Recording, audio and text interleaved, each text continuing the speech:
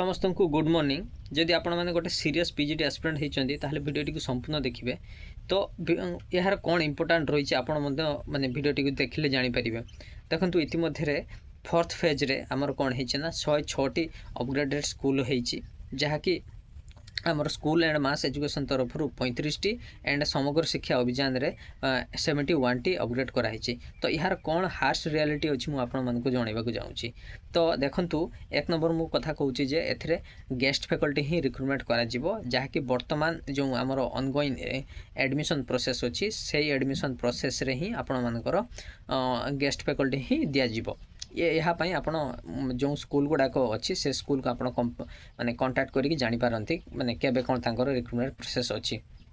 तो मु आरंभ करुच्ची जे एक नंबर पॉइंट रु देखो सांग मैंने माने कौन हार्श रियलिटी जोटा माने मु निजे माने अन्य मान पाखु बुझी जे कौन अच्छी एथिरे। एक नंबर तो है मु आरंभ करी रिक्रुटमेंट प्रोसेस पाखु। देखो रिक्रुटमेंट प्रोसेस जो रोचे आमर कैरियर मार्क सिलेक्शन आधार रे। तो आपण मैंने भावुं जे मु अधिक मार्क रखी मोर कैरियर भल अच्छी मुझे गेस्ट फैकल्टी हिसाब से सिलेक्शन हो। तो ताहा केबे भी से भाया भ्रम रुहतुनि कहीं ये जो रिक्रुटमेंट प्रोसेस रे कौन सी प्रकार आमर ट्रांसपेरेंसी रुहे नहीं जेहेतु ऑफलाइन आमर रिक्रुटमेंट होची mark basis career mark basis रे आमर रिक्रुटमेंट होची।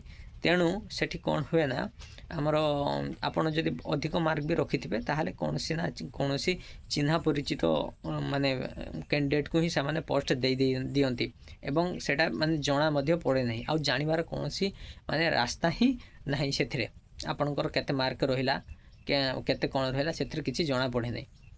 दुई नंबर कथा कहला मु काम प्रेशर कथा कहूँ। देखंतु आमे समस्ते हूँ माने गेस्ट फैकल्टी जो माने रिक्रुटमेंट होती से कौन सी ना कौन सी गोटे चाकरी सरकारी गवर्नमेंट चाकरी प्रिपेरेसन करुँच। देखो एठी जदि आप जॉइन करेंगे आपन को पूरा स्कूल आवर रु माने स्कूल आवर रहा पड़ो जमती कि 9:30 रु आपन को माने 4:30 माने मिनिमम तो 4टा पर्यंत आपन को रहा पड़ू। 4:30 माने जे दिन काम अच्छी आप काम सारिकी 5टा 4:30 मध्य हो जाऊँगी से माने आपन को एटा रेगुलर टाइम बेसिस। तो या भितर आपण निजे सेल्फ स्टडी करिबा एवं माने ता सहित गोटे जॉब करिबा से पुणी गेस्ट फैकल्टी जॉब करिबा ता माने एगुडा को करिके निज स्टडी को मेंटेन करिबा बहुत कष्ट एवं माने गवर्नमेंट चाकरी जहाँ माने कंपटीशन रही है आप समस्ते जानती। तो ताहा माने क्रैक करिबा बहुत कष्ट is too difficult to crack a government job with guest faculty. तापर कथा रहा सब मेन इम्पोर्टाट कथा हूँ माने रेस्पेक्ट।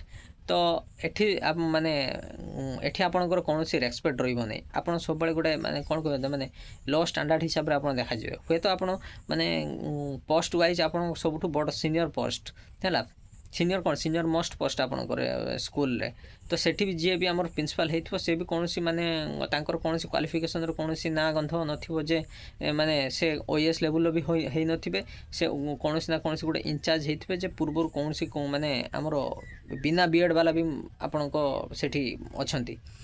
तेणु कहवा कथा जे एठी आपन रेस्पेक्ट पाइबा कथा भूली जांतु हैला आपन को सब बळे गोटे गेस्ट फैकल्टी हिसाब रे ही आपन को ट्रीट करा जिवो। आपन कौन सी प्रकार माने निजर जो सेल्फ रेस्पेक्ट ही रहिबो नै सब बळे हाँ हाँ ना ना तो से माने ठीक कथार भी हाँ माने भूल कथार भी हाँ एगुड़ा सब आपन को करने को पड़ो है जहाँ को माने कह जाए चाटुकारिता से गुड़ा आपन करने को पड़ो न जदि भी आप सिलेक्शन हो जाउछंती जदि आप चाटुकारिता न करेंगे नेक्स्ट माने जो ईयर अच्छी आपन को सेठी बाहर कर देबे आप जानि भी पारिबेन जे आपन को कोन पई बाहर करा हिची आपनकर अधिक मार्क थिले मध्ये आपन जानीपारे कौन पर बाहर कराई। सेल्फ रेस्पेक्ट ये आपंकर कौन सी रही सेटा आप भूली जातु जदि आप गोटे माने स्वाभिमानी मनीष होती ताहले केबे भी गेस्ट फैकल्टी आप माने जॉइन करंतु नहीं कौन सी जगार नुहे आप बर प्राइवेट जॉइन करें प्राइवेट आपको माने हैंडसम सैलरी मिलो किंतु एठी जो तापर मु सैलरी उपर भी आसबि। 3 नंबर पॉइंट है आपन एठी सैलरी कथा सैलरी आप हिसाब रे आपण मानकु माने पर क्लास वाइज माने 400 टंका आपन को मिलिबो। जदि आपनकर जदि जो स्कूल गुड़ाक नुआ खोलुची सेठी तो तांकर जदि पिला नथिबो ताहले माने 2टा सेक्शन ही हबो नहीं जदि आपनकर 2टा सेक्शन हबो नहीं सेठी आपण मानकर माने 2टा क्लास ही पाइबेनी आपन गोटे क्लास पाइबे। तेणु ता भितर अच्छी छुट्टी अच्छी ବିଭିନ୍ନ ପ୍ରକାର ଫେଷ୍ଟିଭାଲ୍ ଅଛି, ତାପରେ ଅବଜର୍ଭେସନ୍ ଡେ ଅଛି। ଏଗୁଡ଼ାକ ସବୁ କଟିଗଲା ପରେ ଆପଣମାନଙ୍କର ଇନ୍ ହ୍ୟାଣ୍ଡ ସାଲେରୀ 6-7 ହଜାର ଟଙ୍କା ହିଁ ଆପଣମାନେ ପାଇବେ। ତ ସାଲେରୀ କଥା ଉପରକୁ ମୁଁ ଯାଉଛି। ଯେଉଁ ସାଲେରୀ ଯେଉଁ ଅଛି, ସାଲେରୀ ଯେଉଁ ଆପଣମାନେ ସାଲେରୀ ଯେଉଁ ଆପଣମାନଙ୍କୁ 20,000 ଯେଉଁ ଲେଖା ହେଇଛି ରାଉଣ୍ଡ ଫିଗର 20,000, ତ ସେଇଟା ପର୍ କ୍ଲାସ୍ ୱାଇଜ୍ ହେଲା। ଯଦି ଆପଣ 50ଟା କ୍ଲାସ୍ ହେଉଛି ସେ ମାସରେ ଆପଣ ପୁରା 20,000 ଟଙ୍କା ପାଇବେ, ନହେଲେ 20,000 ଟଙ୍କା ପାଇବା କଥା ଭୁଲି ଯାଆନ୍ତୁ। ତାପରେ ରହିଲା ଯେଉଁ ଯାହା ବି ଯେତିକ ଆସୁ ପ୍ରତି ମାସ ଆସିଥାନ୍ତା କି ତାହା ପ୍ରତି ମାସ କେବେ ଆସିବନି।